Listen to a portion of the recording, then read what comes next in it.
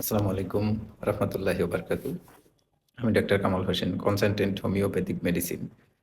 যে মা বোনরা পিরিয়ডের যন্ত্রণায় কষ্ট পাচ্ছেন বা ব্যথায় কষ্ট পাচ্ছেন, পিরিয়ড হওয়ার সময় প্রচণ্ড পেইন হয়, অসহ্য ব্যথা হয় পেটে মাজায়, তাদের জন্য একটি ঘরোয়া চিকিৎসা হচ্ছে আদা।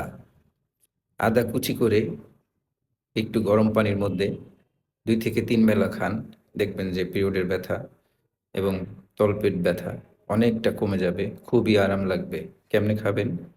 খাওয়ার নিয়ম হচ্ছে কুসুম, কুসুম গরম পানিতে কিছু পরিমাণ, অল্প পরিমাণ আদা কুচি করে কাটবেন। কাটার পরে চিনি দিবেন না। গরম পানির চা যেভাবে খান এভাবে খেতে থাকেন। ২ বেলা, ৩ বেলা, ৪ বেলাও খাইতে পারেন, কোনো সমস্যা নাই। এভাবে খেতে থাকেন, দেখবেন যে আপনার অনেক মেডিসিন ছাড়া অনেক উপকার পাবেন। যার কথার মাঝে ভুল ত্রুটি হলে ক্ষমা সুন্দর দৃষ্টিতে দেখবেন। নিয়মিত নামাজ আদায় করবেন। আসসালামু আলাইকুম ওয়া রাহমাতুল্লাহি ওয়া বারাকাতুহু।